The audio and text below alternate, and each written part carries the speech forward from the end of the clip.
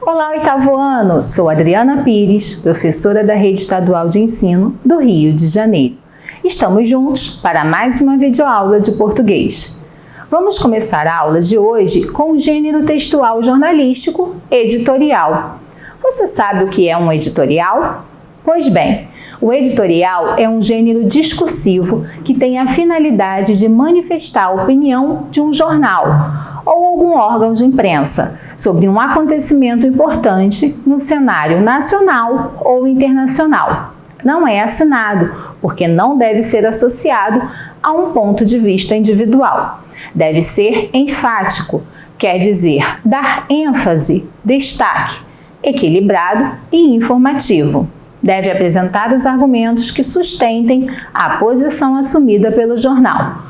Costuma também resumir opiniões contrárias para refutá-las, ou seja, rejeitá-las. Os jornais diários são espaço de circulação dos editoriais, que tem neles uma seção fixa.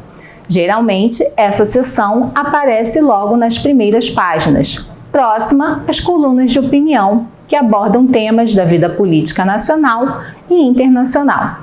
Geralmente, buscam os editoriais os leitores que não se contentam com as informações sobre os principais acontecimentos nacionais e internacionais e que desejam ver tais acontecimentos analisados, considerados a partir do contexto maior em que se inserem. O que isso significa?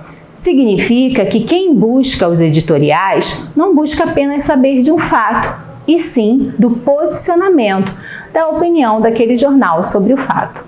Esses leitores são pessoas que procuram analisar os fatos e, por isso, procuram textos analíticos e argumentativos nos jornais que leem.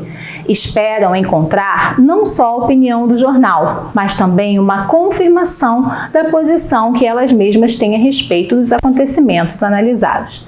A estrutura básica de um editorial deve trazer uma introdução que contextualize a questão a ser analisada, um desenvolvimento no qual são apresentados argumentos que sustentem a análise e, se for o caso, refutados os argumentos contrários, e uma conclusão que derive da argumentação feita.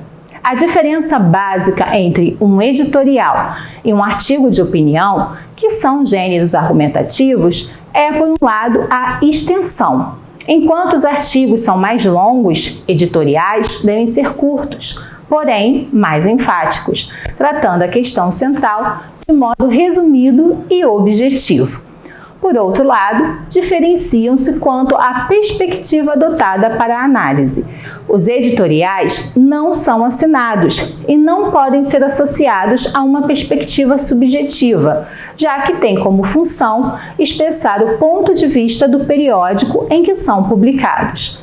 Em relação à linguagem, o editorial é um texto explicitamente formal.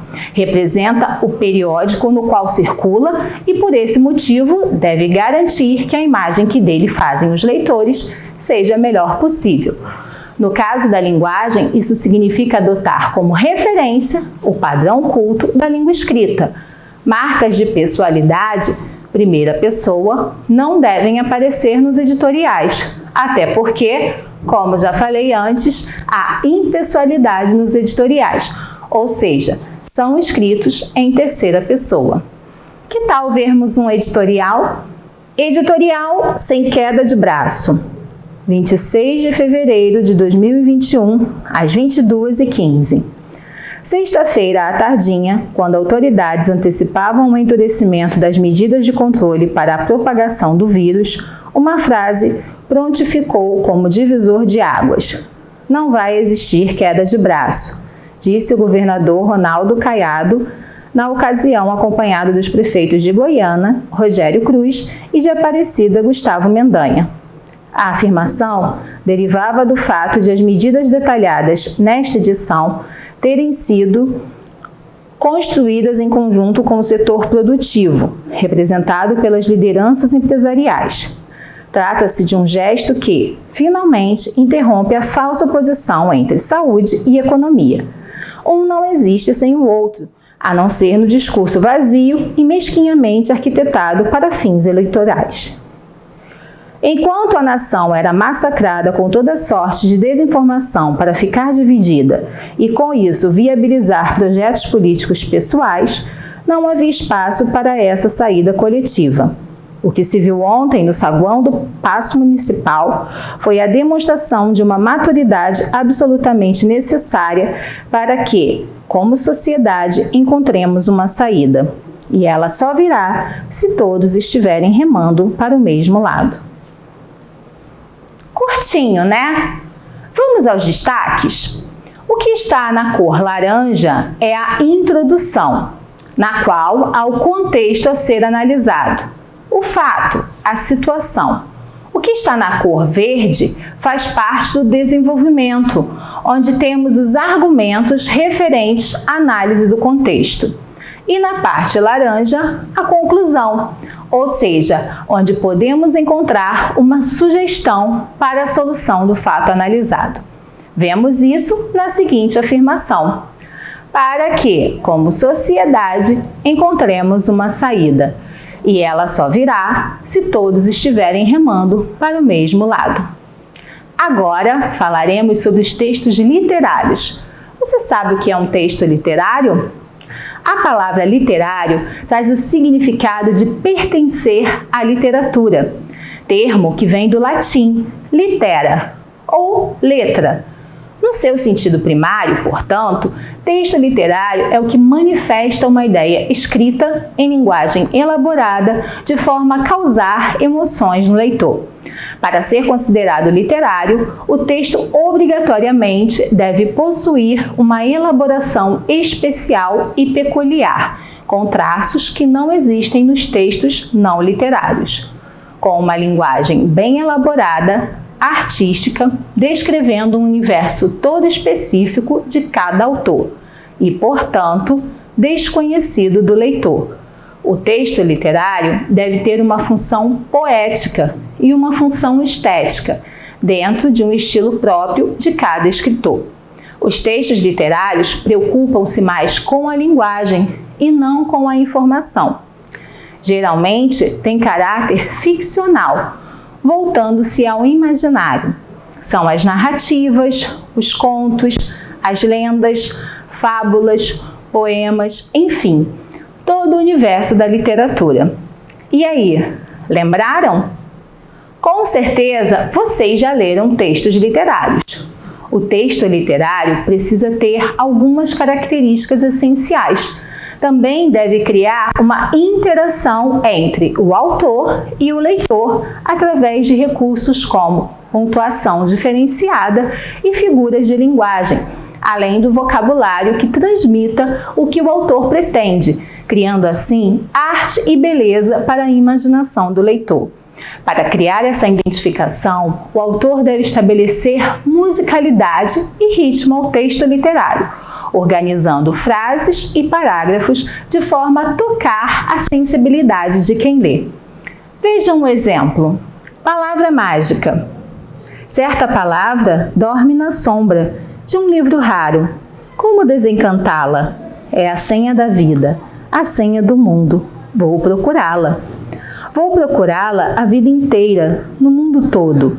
Se tardo o encontro, se não a encontro, não desanimo. Procuro sempre e minha procura ficará sendo minha palavra.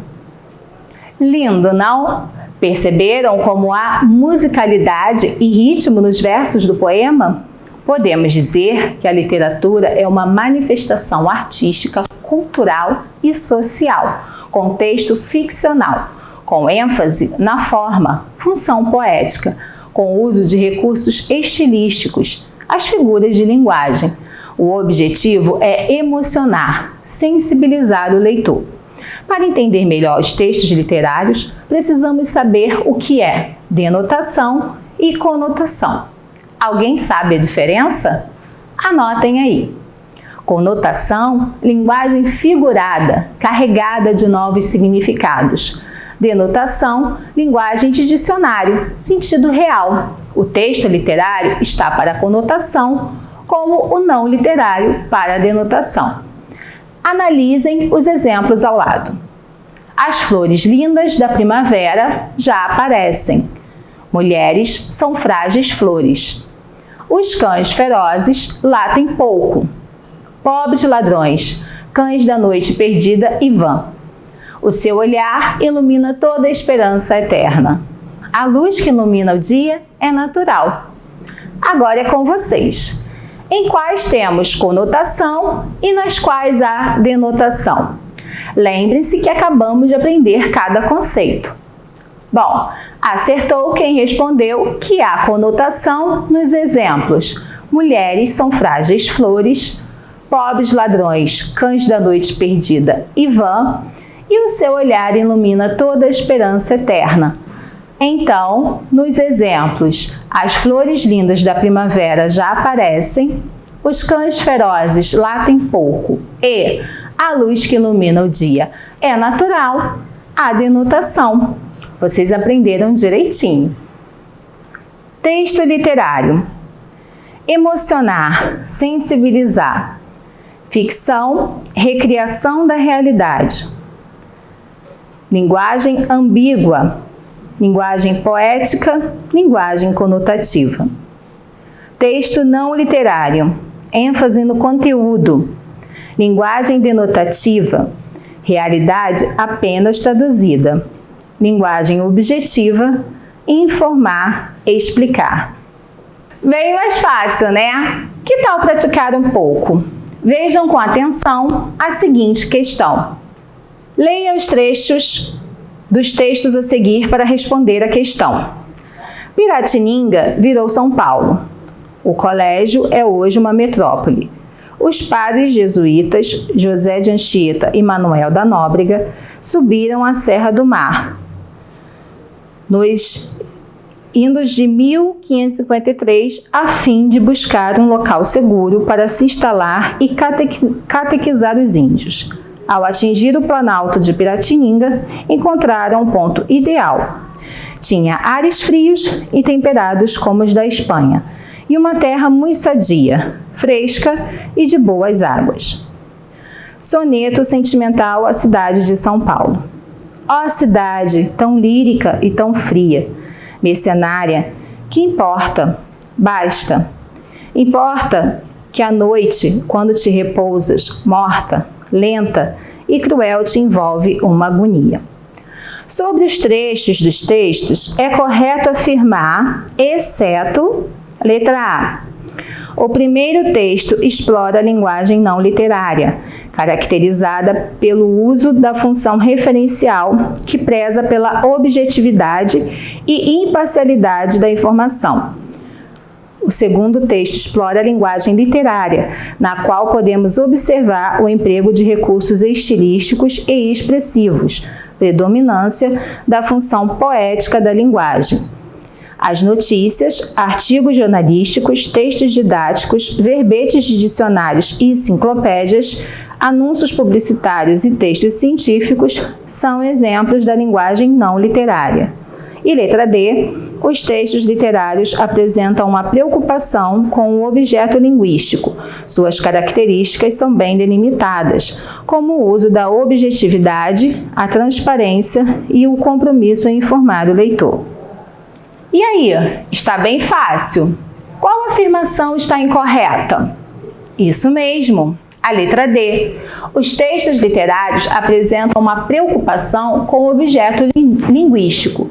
Suas características são bem delimitadas, como o uso da objetividade, a transparência e o compromisso em informar o leitor. Bom, no início até parece correta, pois diz que os textos literários apresentam uma preocupação com o objeto linguístico. Porém, faltou dizer que com o objeto linguístico e estético. Mas o que comprova ser a alternativa incorreta é no final, quando diz que o compromisso é informar o leitor. Ao ler essa parte, com certeza você a definiu como opção errada, pois vimos em várias afirmações que o compromisso dos textos literários é o de emocionar, sensibilizar o leitor. Informar é o compromisso dos textos não literários. Caramba, a aula de hoje foi excelente. Espero que vocês tenham gostado. Até o próximo bimestre. Beijos!